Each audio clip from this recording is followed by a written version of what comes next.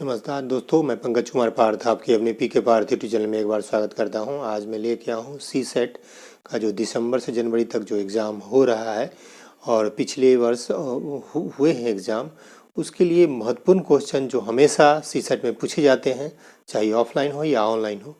तो इसका कुछ क्वेश्चन 20-22 क्वेश्चन लेके आया हूँ, जिसमें लगभग 10 से 15 क्वेश्चन इससे पूछे जाएंगे, हमेशा रिपीट किए जाते हैं। तो आइए इसका हम देखते हैं महत्वपूर्ण क्वेश्चन सी सेट के लिए। एक बार ज़रूर देखें, क्योंकि ये एग्ज़ाम में हमेशा देखे जाते हैं।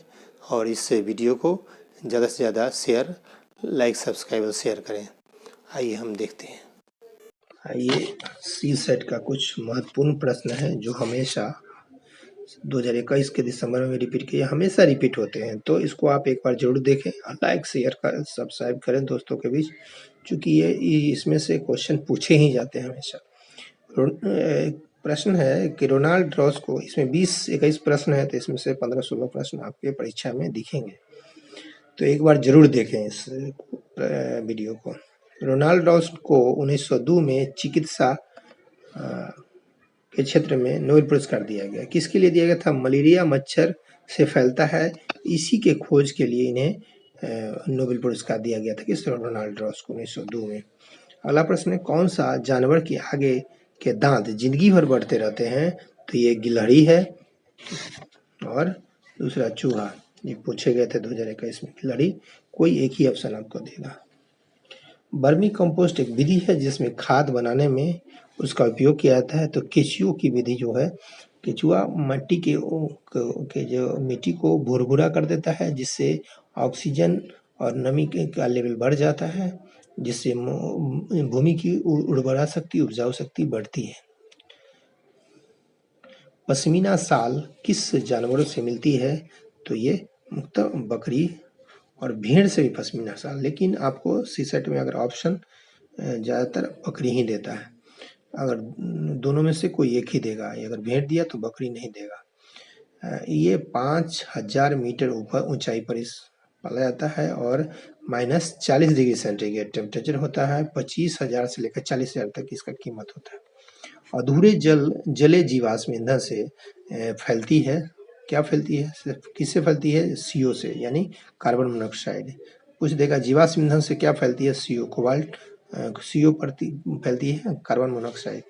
पौधे में पानी देने के लिए उपयुक्त तकनीक जिसमें संकीर्ण नलियों से पानी सीधा पौधे के आधार में दिया जाता है, वो क्या कहलाती है? तो ड्रिप सिंचाई कहलाती है या बूंद सिंचाई।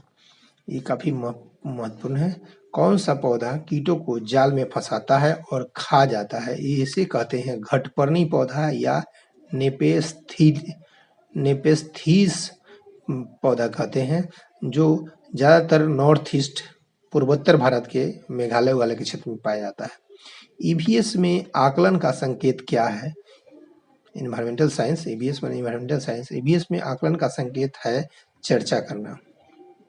पर्यावरण का अध्ययन का भाग है विज्ञान, सामाजिक विज्ञान, पर्यावरण शिक्षा से संबंधित मुद्दे और सरोकार से।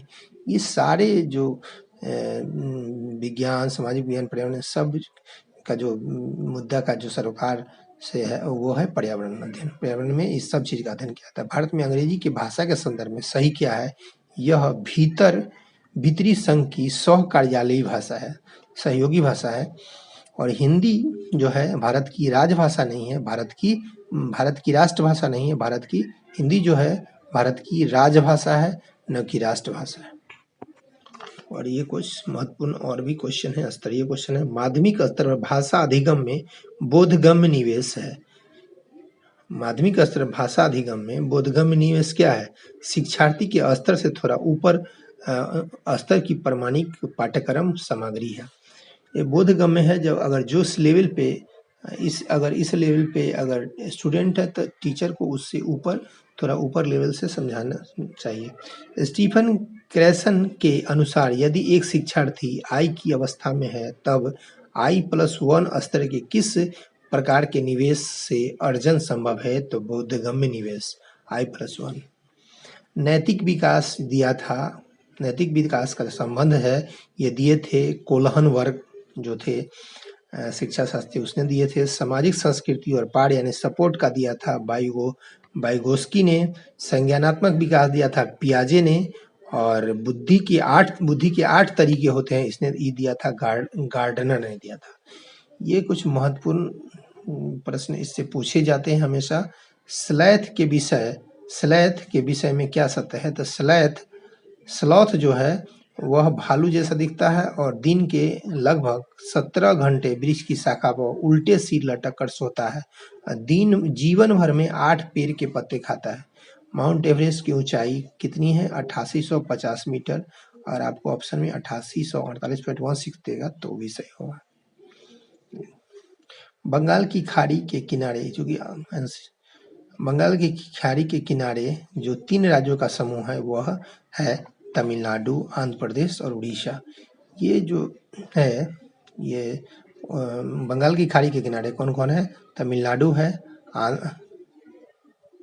है ये, और उसके बाद आंध्र प्रदेश है, उड़ीसा है और वेस्ट बंगाल भी। ये 4 राज्य है बंगाल की खाड़ी में।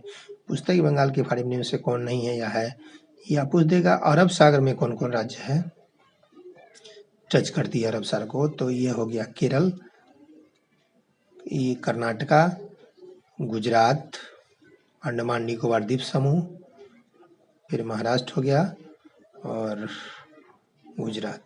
ये सब राज्य अरब सागर से सटे हुए। बालक का विकास सिर से पैर की दिशा की ओर होता है। ये थे चींटी, मधुमक्खी, रेशम का कीड़ा गंध से ही पहचाने जाते हैं, ढूंढ लिए जाते हैं। पैरासिटिज्म, दूसरे पर निर्भर होने वाला जोंक, कमरबेल और जू है। ये थे कुछ सी सेट के लिए महत्वपूर्ण प्रश्न जो कि हमेशा एग्जाम में पूछे जाते हैं। विकास के गति का सिद्धांत, मोटर का सिद्धांत डगलस एंड हॉलैंड दिया था कि वो कहते थे दोनों आदमी कि जो विभिन्न व्यक्तियों के विकास की गति भिन्न-भिन्न होती है। ये थे 3 वर्ष में बच्चे का विकास की प्रक्रिया तीव्र होती है। ऐसे कुछ सी सेट के लिए महत्वपूर्ण प्रश्न जो हमेशा परीक्षा में पूछे जाते हैं, इसको एक बार जरूर देखें, लाइक शेयर और सब्सक्राइब करें। इसके साथ हम आप सबसे इजाजत लेते हैं। धन्यवाद।